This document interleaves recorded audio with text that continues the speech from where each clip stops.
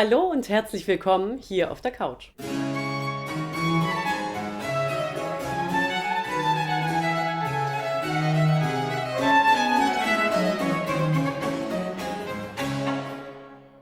Hatte Telemann und wir ein Glück, dass er so lange gelebt hat. In einem Alter, in dem zu seiner Zeit die meisten schon gestorben waren, hat er sein Leben nochmal total umgekrempelt. Mit über 50 hat er sich von seiner Frau getrennt, seinen Verlag aufgegeben, die lang ersehnte Reise nach Paris angetreten und ein neues Hobby entdeckt: die Gärtnerei. Hamburg zur Zeit Telemanns und unsere Großstädte sind wohl in vielem vergleichbar. Es herrscht wilder Verkehr und viele Menschen sind auf engem Raum unterwegs und rennen ihren Zielen ziemlich selbstbezogen hinterher. Die Straßen waren eng, das mittelalterliche Stadtbild war noch überall erkennbar. Womöglich wurde nachverdichtet. Was für ein schönes, modernes Wort. Sogar in die Höfe wurden kleinere Häuser, genannt Buden, hineingebaut. Die Stadt war von starken Befestigungsanlagen, also Schanzen und Wällen umgeben. Und wenn man so wenig Platz hatte, warum hat man die dann nicht abgebrochen und ins Umland gebaut? Letzteres hat man ja teilweise auch. Aber im 18. Jahrhundert drohte eben immer noch aus allen Richtungen Krieg. Zum einen war da die geografische Lage. Hamburg lag direkt an der dänischen Grenze. Altona, heute ein Stadtteil, war damals dänisch. Außerdem gab es nicht weit weg schwedisches Hoheitsgebiet. Bis 1719 gehörte das Herzogtum Bremen-Verden zu Schweden. Und natürlich wäre man als reiche Hanse- und Handelsstadt immer ein lohnendes Ziel für Plünderungen gewesen. Darum war man noch immer dankbar für den Schutz der Befestigungen, die die Stadt auch im Dreißigjährigen Krieg vor Schlimmerem bewahrt hatten. Durch die vielen Menschen war es nicht nur eng, die wachsende Bevölkerung musste auch versorgt werden. Und dazu waren täglich unzählige Wagenladungen nötig. Damit dem Versorgungsverkehr nicht allzu viel dazwischen kam, durften die Hamburger nur zweimal im Jahr umziehen.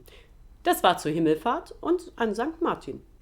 Das stelle ich mir lustig vor, wie an diesen 2 Tagen Kolonnen von mit Hausrat hochbeladenen Wagen, fluchenden Knechten und Angestellten und Anweisungen rufende, entnervte Wohnungseigentümer durch die Stadt eiern und sich gegenseitig in die Quere kommen. Wenn wir uns diesen alltäglichen städtischen Lärm vorstellen und Häuser voller Gesinde und Kinder, können wir bestimmt gut verstehen, dass Anfang des 18. Jahrhunderts die Sehnsucht nach Ruhe und Natur immer größer wurde. Da kamen den Hamburgern wiederum ihre Wallanlagen zu Pass. Sie waren nämlich begehbar und luden zu langen Spaziergängen ein.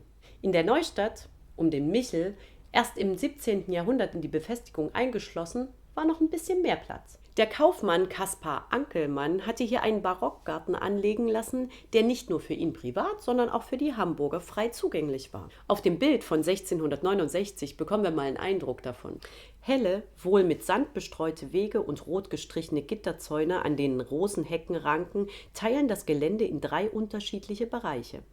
Einen reich blühenden Ziergarten im Vordergrund, einen darauf folgenden Küchengarten mit deutlich erkennbaren Frühbeetkästen und schließlich einen Baumgarten im Hintergrund.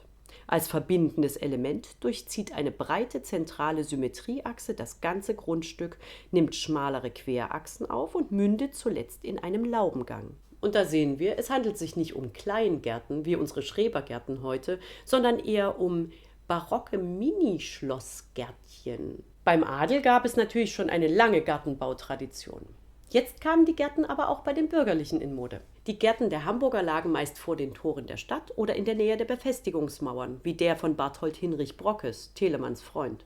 Der lag im heutigen St. Georg vor dem Steintor, einem damals kaum bebauten Gebiet zwischen dem heutigen Hauptbahnhof und den äußeren Befestigungen. Die Gleise zwischen Hauptbahnhof und Dammtor verlaufen übrigens auf den alten Wällen. Meist waren die Gärten aber privat und nicht frei zugänglich. Die Gärten waren Teil der Selbstversorgung, aber man fand auch Erholung und einen guten Ort zur Repräsentation. Hier zeigten die Bürger ihr neu gewonnenes Selbstbewusstsein und ihre Finanzkraft.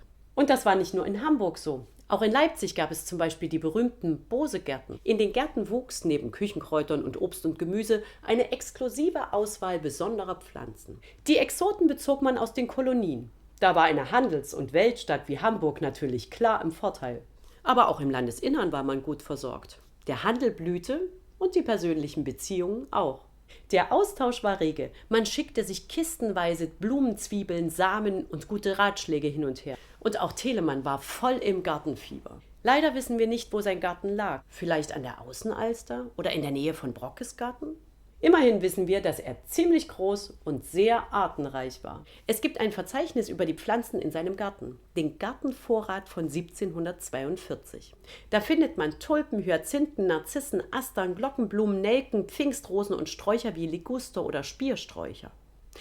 Aber die über 70 aufgelisteten Pflanzen waren erstmal gar nicht so besonders. Die hatte eigentlich jeder. Sie entsprachen dem, was in bürgerlichen Gärten Hamburgs so üblich war. Im Laufe der Zeit erweiterte er ihn aber so beträchtlich und um so besondere Pflanzen, dass Telemanns Garten richtig berühmt wurde und sogar im 19. Jahrhundert noch unter die bedeutenden Gärten des vergangenen Jahrhunderts gezählt wurde. Das älteste schriftliche Zeugnis seiner Blumenliebe ist lustigerweise eine Entschuldigung. 1742 schreibt er an seinen alten Freund, den Frankfurter Patrizier, Mäzen und Dichter Johann Friedrich Armand von Uffenbach: Ich gestehe meine Unersättlichkeit nach Hyazinthen und Tulpen, meinen Geiz nach Ranunkeln und besonderen Anemonen und meine Begierde nach den mehresten Zwiebelgewächsen. Telemann entschuldigt sich hier, dass er einem vorigen Brief ein Pflanzverzeichnis beigelegt hatte, das eigentlich für jemanden anders bestimmt war. Aber bei Uffenbach rannte er offene Türen ein. Der outete sich genauso als pflanzennah. Und mit anderen Freunden und Kollegen war das ähnlich. Neben der Korrespondenz über Geschäftliches und Musik tauschte man sich rege über Gartenbau und Pflanzen aus. Und das liest sich dann wie das Who is Who der damaligen Musikszene. Er bat Lorenz Christoph Milzler, den Musiktheoretiker in Warschau, und den Komponisten Karl-Heinrich Kraun in Berlin um Pflanzen. Johann Georg Pisendel, Geigenvirtuose am Dresdner Hof, schickte ihm Aloen.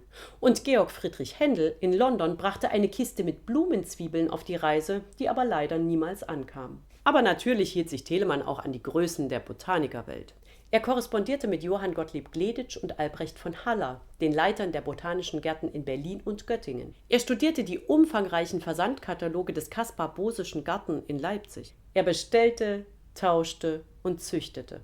Und auch wenn Telemanns Liebhaberei bald über das übliche Maß hinausging und ziemlich professionelle Züge annahm, so war er mit seinem Interesse doch in guter Gesellschaft. Eigentlich ging es allen so. In einem Brief beklagt Telemann, dass bei schönem Wetter die Kirchen leer bleiben, weil alle in ihren Gärten hocken.